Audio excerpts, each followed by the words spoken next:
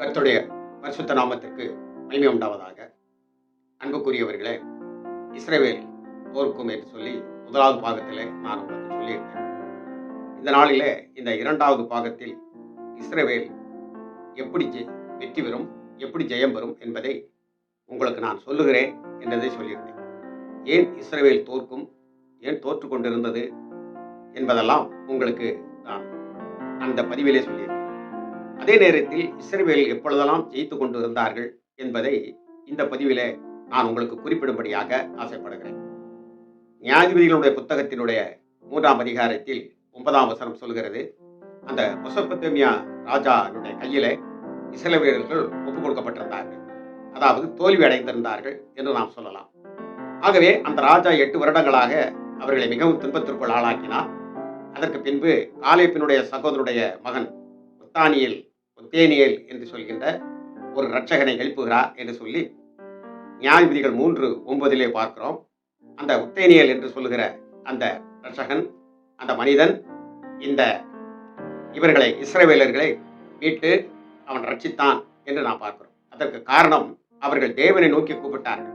தங்களுடைய சிறையிருப்பை தேவனை நோக்கி கூப்பிட்ட பொழுது அவருடைய சத்துருக்கள் கையில் இருந்து அவர்களை விடுவித்து அவர்களை தேவன் தமக்கு மீண்டுமாக அவர்கள் ஜனங்களாக வைத்துக் கொண்டார். இப்பொழுது இந்த நாட்களை நாம் சிந்தித்து பார்க்க வேண்டும். எரேமியா தீர்க்கன் தன்னுடைய 30வது அதிகாரத்திலே 7ஆம் வசனத்தில் சொல்கிறார், ஐயோ, அந்த நாள் மகா பெரிய நாள், அந்த நாளுக்கு இணையாக இதற்கு முன்னால் நடந்தது கிடையாது. அப்படிப்பட்ட ஒரு காலம் வரும், அதாவது யாக்கோவுக்கு இக்கட்டான காலம், அதாவது இஸ்ரவேலுக்கு இக்கட்டான காலம் என்று சொல்லப்பட்டிருக்கிறது. அந்த நாட்களிலே இந்த இஸ்ரவேலர்கள் நியாயாதிபதியினுடைய காலங்களிலே அவர்கள் செய்த அந்த தவறுகளுக்கு தக்க தண்டனைகள் அப்பைக்கப்பை கிடைத்து பெரும் பெரும் கஷ்டங்களுக்குள் உள்ளானார்கள். அது மாத்திரமல்ல, கர்த்தராகிய இயேசு கிறிஸ்துடைய அவர் சாபமிடவில்லை, ஆனால் அவர் இவர்களை ரட்சியும், இவர்கள் வாழ வேண்டும் என்றுதான் கர்த்தராகிய இயேசு கிறிஸ்து சொன்னார். ஆனாலும் ஒரு தேவ நீதி இருக்கிறது, அந்த நீதியின் இடத்திலே தங்களுக்கு சாபத்தை வாங்கி கொண்டார்கள். ஆகவே 1900 ஆண்டுகளுக்கு மேலாக நாடு இல்லாமல் அவர்கள் அப்படியே திக்கற்றவர்களாக தெரிந்து கொண்டிருந்தார்கள். எல்லோரும் அவரை கொன்று குவித்தார்கள் என்றெல்லாம் பார்த்தோம். அதற்கு பின்பு 1948 இந்த காலகட்டங்களிலே மீண்டும் தங்களுடைய தேசத்திற்கு கொஞ்சம் கொஞ்சமாக வந்து தேவன் வாக்கு பண்ணின, ஆபிரகாமுக்கு வாக்கு பண்ணின, ஆபிரகாம் குடியேறின, ஆபிரகாம் 4000 மேலான வருடங்களுக்கு முன்பதாக ஆபிரகாம் அந்த இடத்தில் தன்னுடைய சொந்த காசிற்காக வாங்கி நிலத்தில் குடியேறிய அவர்களுடைய சந்ததி தான் இந்த இஸ்ரவேலர்கள் என்று சொல்லி நாம் வேதத்தில் பார்க்க முடியும். ஆகவே அந்த தேசத்திற்கு மீண்டும் வந்தார்கள்.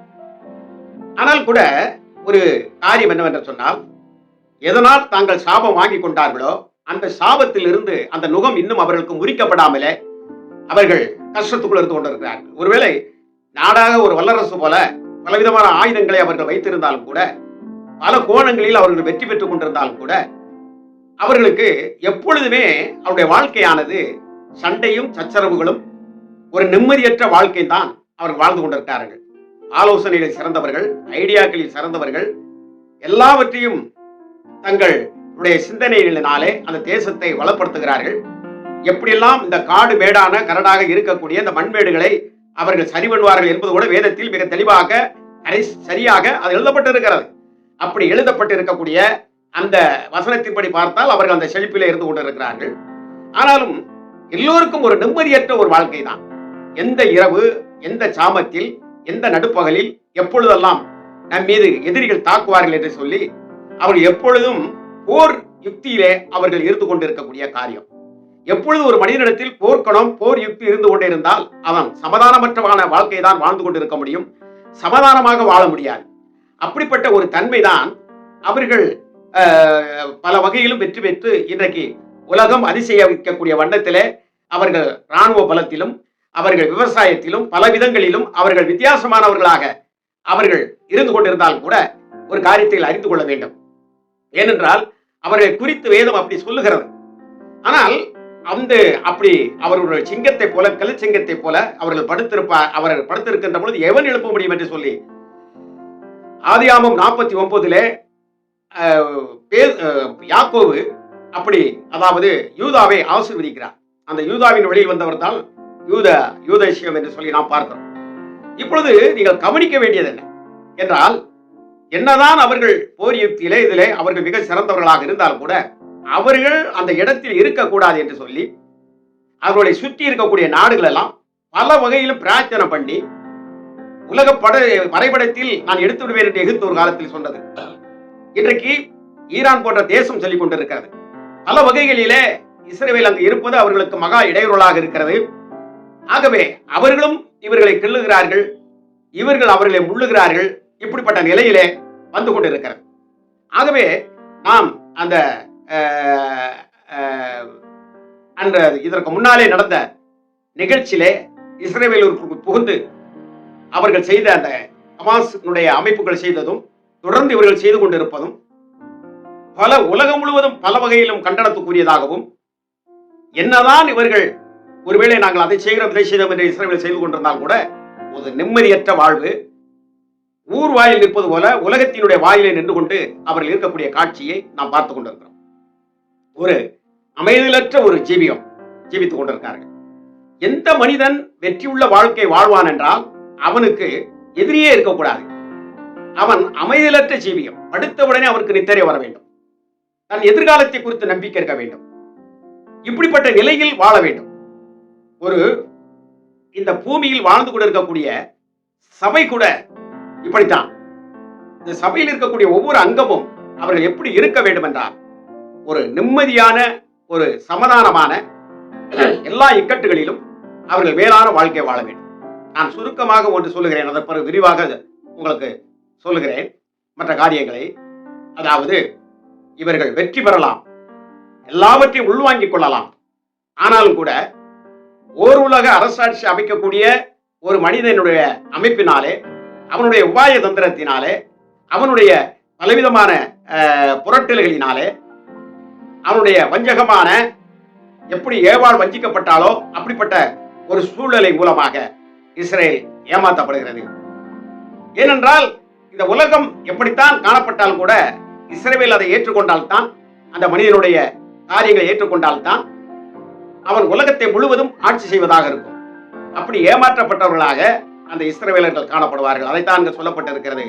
ஐயோ, இப்படி ஒரு காலம் இஸ்ரவேலுக்கு வந்தது கிடையாது. கொஞ்சம் கொஞ்சமாக இருந்த இப்பொழுது பயங்கரமான அளவிலே அவர்கள் நெருக்கடியில் இருக்கிறார்கள்.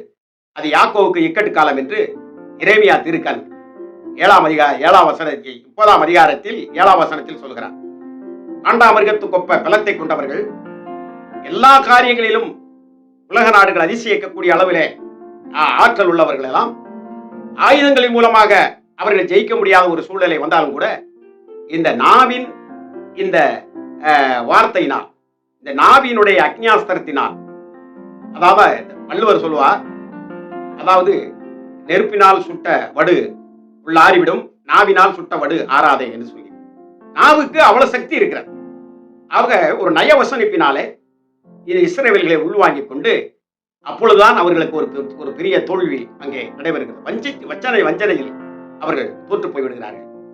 ஆனால் அந்த காலங்களிலே அவர்கள் மீண்டும் இப்பொழுது ஒத்தனையால் காலேப்பினுடைய தம்பி மகன் ஒரு ரட்சகன் எழுப்பினார் அல்லவா, இதுபோல தேவனிடத்திலே தாங்கள் வஞ்சிக்கப்பட்டதும் தாங்கள் இப்படிப்பட்ட நிலைக்குள் வந்ததையும் அதற்கு என்ன காரணம் என்பதையும் உணர்ந்து வியாகுலப்பட்டு கண்ணீர் விட்டு அலறுகிறார்கள். அப்பொழுது அவருடைய சிந்தனை எல்லாம் மாறுகிறது. மாம்சமும் சதையும் ரத்தமாக வந்த அந்த இயேசு கிறிஸ்துவை நாம் புறக்கணித்தது, தேவன் மனிதனாக இந்த பூமியில் அவதரித்ததை நாம் தள்ளிவிட்டோம், அவரை நாம் சிலுவையில் அறைந்து கொள்வதற்கு காரணமாக இருந்தோம் என்ற உணர்வு அவர்களுக்குள் வருகின்ற பொழுது இந்த ஓர் உலகை அரசை ஸ்தாபித்த அதற்கு காரணமானவர்கள் எல்லாம் இந்த இஸ்ரவேலர்கள் மூலமாக ஒரு பெரிய தோல்வியை தழுவுகிறார்கள். அதற்கு பின்பு இஸ்ரவேல் ஒரு சுகமாக வாழ்க்கை, அதுதான் ஒரு முழுமையான வெற்றியாக இருக்கிறது. அதுதான் முழுமையான வெற்றியாக இருக்கிறது. இந்த இவர்கள் இயேசுவை எப்படி அறிந்து கொள்கிறார்கள் என்றால், அந்த காலத்தில் 2 சாட்சிகள் எழுப்புகிறார்கள். அவர்கள் எழுப்பி தங்கள் பிதாக்கள் ஆராதித்த தெய்வம் யார், அதாவது முற்பிதாக்கள் ஆராதித்த தெய்வம் யார், அவர் இந்த பூமியில் மனிதனாக வந்த பொழுது நாம் எப்படி உதறி தள்ளினோம் என்பதெல்லாம் விளக்கி மிக திருத்தமாக கூறிய பொழுது அவர்கள் அந்த உடனே ஒரு பெரிய மாற்றத்திற்குள் வாழ்கிறார்கள். அப்பொழுது அவர்களுக்குள் ஒரு பெரிய வெளிச்சம் இஸ்ரவேலருக்குள் உதிக்கின்றது. அந்த வெளிச்சமானது உலகமெங்கும் பரவி போகிறது, உலகம் முழுவதும் பரவி செல்கிறது. அதாவது சமாதானத்தை கொண்டு வருகிறது.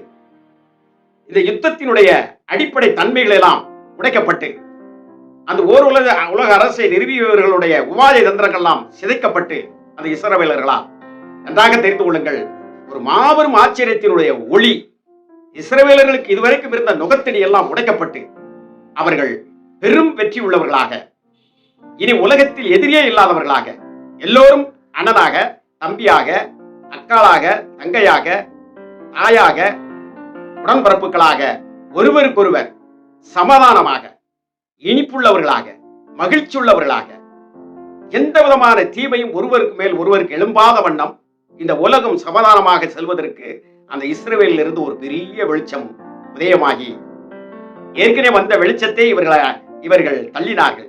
இப்பொழுது அதை ஏற்றுக்கொள்ளுகிற பொழுது ஒரு பெரிய வெளிச்சம் உலகம் முழுவதும் அது பரவுகிறது.